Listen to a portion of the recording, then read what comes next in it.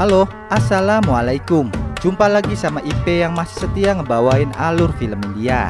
Gimana kabarnya? Semoga kalian dalam keadaan sehat dan selalu bahagia ya. Kali ini IP mau ngebawain alur film yang berjudul Natasarva Boma. Film ini adalah film drama action misteri yang berbahasa Kanada yang rilis di tahun 2019. Film ini dibintangi oleh Puneet Rajkumar, mengisahkan tentang seorang jurnalis yang datang ke kota untuk mencari seseorang. Apa yang sebenarnya terjadi pada sang jurnalis dan apa yang ia cari? Kuy, langsung aja kita simak kisah selengkapnya berikut ini.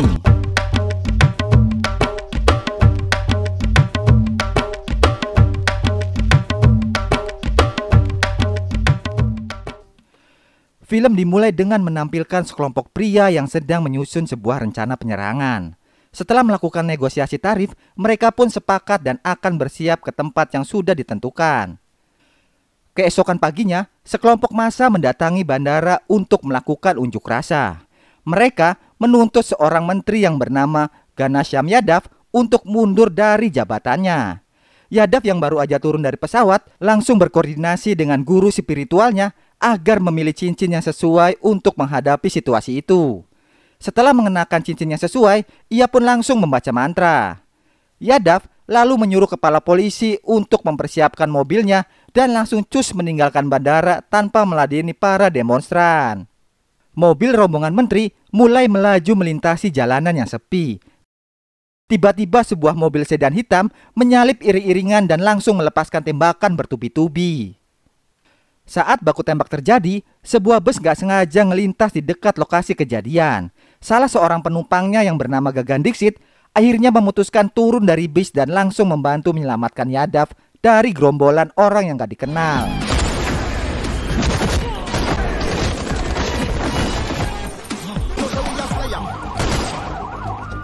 Gak lama kemudian, polisi dan wartawan datang ke tempat itu dan membuat para penjahat langsung kabur kocar-kacir. Gagan ternyata adalah seorang jurnalis. Kantor berita tempat Gagan bekerja juga ikut sibuk menyusun berita terkait kasus penyerangan itu. Sang editor sangat bersemangat untuk membuat berita penyerangan itu di halaman utama. Tiba-tiba Gagan datang dan ngasih tahu kalau berita itu palsu. Gagan juga menunjukkan bukti kalau penyerangan itu hanya settingan dan bermaksud untuk menarik simpati masyarakat kepada Yadav. Akhirnya berita tentang penyerangan settingan itu pun dimuat. Liputan itu membuat si Yadav langsung emosi dan gelisah. Gagan kemudian menemui seorang temannya yang merupakan seorang sutradara edan yang bernama Kesava. Sambil menunggu temannya yang sedang makan itu, Gagan nampak terus menelpon seseorang, tetapi teleponnya selalu aja tidak aktif. Singkat cerita, dengan ditemani oleh Kesava, Gagan mendatangi sebuah rumah. Ia bermaksud mengontrak rumah itu sebagai tempat tinggal selama ia berada di kota. Tetapi kemudian seorang pedagang keliling yang kebetulan berada di depan rumah itu ngasih tahu kalau rumah itu adalah rumah angker karena pernah terjadi sebuah kasus bunuh diri di situ. Tiba-tiba si pemilik rumah yang bernama Namadewa langsung nongol dan ngomel-ngomel kepada pedagang itu dan langsung mengusirnya. Kesava sempat membujuk Gagan untuk membatalkan keinginannya itu, tetapi akhirnya Gagan tetap memutuskan untuk tinggal di sana. Di dalam rumah, Kesava masih terus ngomel-ngomel karena Gagan sudah membayar uang sewa di rumah angker itu. Gagan akhirnya bercerita kalau dia berani karena mendapat gelang suci dari ayahnya. Gelang itu akan melindungi Gagan dari berbagai macam bahaya saat ia bekerja sebagai jurnalis. Keesokan harinya, Gagan dipanggil oleh sang editor ke ruangannya. Dia dikasih tahu kalau seluruh iklan telah dihentikan karena surat kabar mereka telah menerbitkan berita tentang penyerangan settingan itu terhadap Yadav. Sang editor lalu menyuruh Gagan untuk mewawancara Yadav dan membuat artikel positif tentangnya agar surat kabar mereka bisa mendapatkan iklan lagi. Dan Gagan pun setuju. Pulang dari kantor, Gagan ditemani oleh Kesava mendatangi sebuah kantor operator seluler. Dia bermaksud mencari tahu alamat dari pemilik nomor yang selama ini tidak bisa ia hubungi. Mereka lalu menemui seorang manajer kantor yang bernama Saksi enggak pakai bisu. Ternyata pihak kantor operator tidak bisa memberikan alamat yang diminta oleh Gagan karena hal itu melanggar kebijakan yang sudah ditentukan. Akhirnya, mereka berdua pun pergi dari kantor itu. Malam harinya, kejadian aneh mulai terjadi di tempat tinggal Gagan. Kesafa yang sedang mabuk mendengar musik menyala dengan sendirinya. Ia melihat penampakan di tembok. Nggak hanya itu, Kesafa juga mendengar suara misterius yang terus memanggil namanya. Keesokan paginya, seseorang yang nggak dikenal mendatangi saksi di ruang kerjanya. Lelaki itu langsung menodongkan pistol dan menyuruh saksi untuk memberikan seluruh uang. Untung aja Gagan datang tepat pada waktunya. Dia langsung menghajar pria itu dan komplotannya.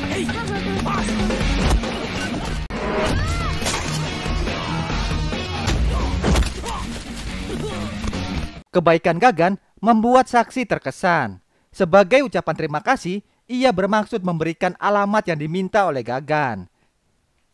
Saksi kemudian menghubungi Gagan dan mengajaknya bertemu di sebuah kedai kopi. Gagan akhirnya mewawancarai Yadav di dalam pesawat pribadi. Setelah melewati wawancara yang cukup sengit, pesawat akhirnya mendarat di sebuah bandara. Tiba-tiba, sekelompok pria yang berpakaian seperti petugas bandara langsung menyerang Yadav. Mereka hampir aja membunuh Yadav. Awalnya, Gagan mengira kalau serangan itu adalah settingan seperti serangan sebelumnya. Tetapi, setelah mengamati cukup lama, dia akhirnya menyadari kalau itu adalah serangan sungguhan. Tanpa banyak babi bu, Gagan langsung membantu menyelamatkan Yadav. Dengan mudah, para penyerang itu berhasil dilumpuhkan oleh Gagan. Yadav kemudian mengatakan kalau serangan kali ini bukanlah serangan settingan seperti yang terjadi tempo hari. Dan dia benar-benar sangat berterima kasih kepada Gagan. Sejak saat itu, mereka menjadi teman yang akrab. Setelah menyelamatkan Yadav, Gagan kemudian menelpon saksi. Tetapi, saksi malah ngomel-ngomel dan langsung menyuruh Gagan untuk menemuinya di kantor. Di kantornya, saksi tidak memberikan alamat yang semula dijanjikan. Dia malah mengatakan kalau dia mengetahui kalau aksi perampokan kemarin adalah settingan yang dibuat oleh Gagan. Ternyata nama Dewa nggak sengaja melihat Kesafa sedang memberikan uang kepada perampok di kantor saksi dan melaporkan hal itu kepada saksi. Saat lagi ngomel-ngomel ke Gagan, tiba-tiba saksi mendapat telepon dari keluarganya yang mengatakan kalau ayah saksi terkena serangan jantung. Saksi yang mendengar berita itu langsung pingsan. Gagan kemudian berinisiatif untuk membantu ayah saksi dan meminta bantuan dari Yadav. Gagan meminta bantuan untuk diberikan akses jalan tanpa hambatan untuk membawa ayah saksi ke rumah sakit. Berkat bantuan yang diberi oleh Yadav, akhirnya ayah saksi pun bisa selamat. Scene pun berpindah. Kesafa yang lagi mandi tiba-tiba melihat air yang keluar dari shower berwarna merah seperti darah. Dia langsung histeris dan Gagan akhirnya mendatanginya. Gagan lalu memeriksa air yang keluar dari shower itu. Ternyata di atas nama Dewa sedang mewarnai rambutnya dengan pewarna merah. Pewarna itu nggak sengaja tumpah ke tangki penyimpanan air. Mengetahui kalau semua itu adalah ulah dari nama Dewa, Kesafa langsung mengamuk dan menyerang bapak-bapak itu. Mereka bersiap berduel dan Gagan berusaha melerai keduanya. Saat sedang melerai Kesafa dan nama Dewa, gelang suci di tangan Gagan gak sengaja terlepas dan jatuh ke halaman. Gelang itu lalu tersapu oleh petugas kebersihan yang kebetulan sedang membersihkan halaman itu. Kesafa adalah orang pertama yang menyadari kalau gelang suci di tangan Gagan sudah hilang. Kesafa menjadi panik tetapi Gagan berusaha untuk menenangkannya. Malam harinya, kejadian aneh kembali terjadi di tempat tinggal Gagan. Tetapi kali ini Gaganlah yang mendapatkan mimpi buruk. Nggak hanya itu, perilaku Gagan juga menjadi aneh. Suatu hari, Gagan gak sengaja menemukan sebuah kacamata di laci lemari. Gagan langsung mengambil kacamata itu dan memakainya. Semenjak memakai kacamata itu, perilaku Gagan menjadi aneh. Dia seperti menjadi orang lain setiap memakai kacamata itu. Saat melepas kacamata itu, dia kembali menjadi Gagan dan tidak mengingat apapun. Perilaku Gagan terus menjadi aneh setiap memakai kacamata yang ia temukan. Dia bahkan hampir menyerang si editor saat memakai kacamata itu. Nggak cuma di situ, Gagan juga menyerang seorang pengacara yang bernama Prabhakar Reddy. Ketika menyerang si pengacara, Gagan terus mengucapkan pertanyaan yang sama. Mengapa si pengacara membunuhnya? Orang-orang berusaha menghentikan Gagan, tetapi tidak ada satupun yang berhasil. Gagan baru berhenti setelah kacamata yang dipakainya dilepas. Gagan tampak kebingungan atas tindakan yang dilakukannya, karena dia bahkan tidak mengenal siapa si pengacara itu. Gagan akhirnya mulai menyadari kalau keanehan yang terjadi disebabkan oleh kacamata yang ia temukan. Sementara di rumah sakit, Yadav mendatangi Prabhakar Reddy yang sedang dirawat. Ternyata mereka berdua ini adalah mitra yang saling bekerja sama. Prabhakar Reddy kemudian memperingatkan Yadav kalau yang menyerangnya adalah arwah dari seseorang di masa lalu yang telah mereka bunuh karena sudah mengganggu bisnis ilegal mereka. Di tempat tinggalnya, Gagan tiba-tiba mendapat telepon dari Yadav. Ternyata Yadav bermaksud mengundang Gagan dan Kesava untuk datang ke pesta ulang tahunnya di sebuah hotel mewah.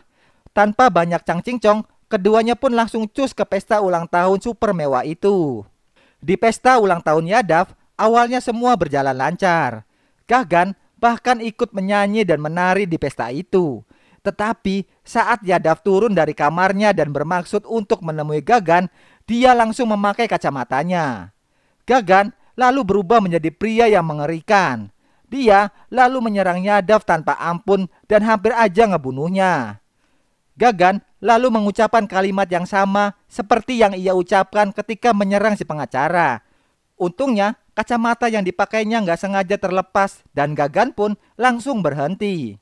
Yadav dirawat di ruangan yang sama dengan si pengacara. Di sana dia langsung menghubungi guru spiritualnya. Sementara itu, Gagan akhirnya dibawa ke kantor polisi dan ditahan. Ayahnya lalu datang bersama saksi dan seorang pengacara. Mereka membawa surat jaminan yang mengatakan kalau Gagan mengalami gangguan jiwa. Sementara di luar, Kesava justru memberikan keterangan kepada wartawan kalau Gagan sudah kesurupan roh jahat. Guru spiritual Yadav akhirnya datang ke rumah sakit. Dia mengatakan kalau yang menghajar Yadav dan si pengacara bukanlah Gagan, melainkan roh jahat yang merasuki tubuh Gagan. Roh jahat yang dimaksud adalah arwah dari seorang pengacara yang telah dibunuh oleh Yadav dan komplotannya. Berita tentang Gagan tersebar hampir ke seluruh penjuru, sampai akhirnya didengar oleh seorang pria. Setelah menonton berita itu, dia pun langsung bergegas pergi. Sementara di tempat tinggalnya, Gagan sedang berkumpul dengan ayahnya, si editor, dan saksi. Tiba-tiba, nama dewa datang dan langsung mengusir Gagan dari rumah itu. Gagan menjadi sangat marah karena terus-menerus dituduh telah kerasukan arwah jahat. Dia lalu meminta pembelaan kepada saksi. Tetapi, saksi malah mengatakan kalau alamat yang selama ini Gagan cari adalah rumah yang sekarang ia tinggali. Mendengar keterangan dari saksi, Gagan menjadi sangat terkejut. Gagan lalu menanyakan apakah seseorang yang selama ini ia cari pernah tinggal di sana. Ternyata Gagan mencari seseorang yang bernama Shruti. Tiba-tiba seorang pria muncul dan memanggil Gagan dengan panggilan Shruti. Ternyata pria itu adalah paman Shruti. Ia menjelaskan kalau Shruti sudah tewas karena bunuh diri di rumah itu. Mendengar hal itu, Gagan langsung terdiam dan menangis. Dia mulai menceritakan siapa itu Shruti dan kenapa dia mencarinya. Scene berpindah ke masa lalu. Perkenalan Gagan dan Shruti bermula 1 tahun yang lalu. Saat itu, Gagan menulis laporan tentang penyelewengan dana untuk orang-orang disabilitas. Dan Shruti menanggapi tulisan itu. Gagan akhirnya bertemu dengan Shruti dan dia langsung kelepek-kelepek pada pandangan pertama. Shruti kemudian tinggal di kos Gagan dan mereka pun menjadi semakin dekat. Gagan juga membantu Shruti yang ternyata seorang pengacara muda. Mereka mengumpulkan data-data korban penyelewengan dana untuk orang disabilitas yang dilakukan oleh perusahaan milik Yadav. Gagan sempat mengungkapkan perasaannya kepada Shruti, tetapi mereka harus berpisah karena Shruti sudah saatnya kembali ke kota. Shruti lalu berjanji akan membalas ungkapan perasaan Gagan saat dia sudah sampai di rumahnya. Mendengar cerita Gagan, saksi semakin yakin kalau arwah Shruti memang telah merasukinya. Tetapi mereka tidak menyadari kalau obrolan mereka telah didengar oleh seorang polisi yang langsung melaporkannya kepada Yadav. Mengetahui hal itu, Yadav dan guru spiritualnya menyusun rencana untuk membawa Gagan ke kuil sang guru agar mendapat ritual penyembuhan. Mereka kemudian menyuruh polisi untuk membawa Gagan ke sebuah pusat rehabilitasi jiwa. Di tengah perjalanan, mobil yang digunakan oleh Gagan justru berbelok dan Gagan akhirnya sampai di kuil. Di sana, ritual mengusir roh jahat yang merasuki tubuh Gagan segera digelar. Tetapi di tengah ritual, Yadav dan pengacara datang dan mereka berdua akhirnya mengakui kalau Shruti tidak bunuh diri dan merekalah yang telah membunuh Shruti. Mendengar itu, Gagan kembali memakai kacamatanya dan tentu aja dia berubah menjadi seseorang yang beringas. Dia mulai menyerang siapa aja yang ada di hadapannya. Yadav yang sudah terjepit kemudian mengancam akan membunuh paman Shruti jika Gagan tidak berhenti. Tiba-tiba, sekelompok wartawan datang ke kuil itu. Mereka melihat Gagan sudah tidak berdaya di hadapan guru spiritual Yadav. Sementara Yadav dan paman Shruti sudah tewas dengan cara yang misterius. Gagan akhirnya dibawa ke persidangan. Guru spiritual Yadav datang ke sana untuk memberikan kesaksian kalau Gagan benar-benar kerasukan roh halus. Hakim akhirnya memutuskan untuk tidak menerima kasus Gagan dan langsung membebaskannya. Saat perjalanan menuju pusat rehabilitasi, Gagan berpapasan dengan guru spiritual Yadav dan mereka saling berlempar tatapan yang aneh. Ternyata keduanya telah bekerja sama. Dan Gaganlah yang telah membunuh paman Shruti dan Yadav. Gagan akhirnya mengaku kalau semua hal aneh yang terjadi selama ini adalah rekayasa yang disengaja. Ia melakukan itu untuk membalas dendam atas kematian Shruti. Dan ternyata Gagan melihat dengan mata kepalanya sendiri kalau Shruti telah dibunuh dengan cara diracun oleh pamannya yang disuruh oleh Yadav dan si pengacara. Gagan bahkan sudah menyiapkan segalanya, termasuk sengaja tinggal di tempat Shruti meninggal. Ia juga berpura-pura telah kerasukan roh jahat karena hanya cara itulah yang bisa membebaskannya dari jerat hukum. Dan film pun ditutup dengan adegan Gagan akhirnya dibawa ke pusat rehabilitasi jiwa. Terima kasih yang udah nonton video ini. Dan jangan baper ya, ini cuma buat hiburan doang kok. Mohon maaf kalau ada salah-salah kata. Dukung channel ini dengan komentar yang positif ya. Sampai jumpa di alur film berikutnya. Dadah.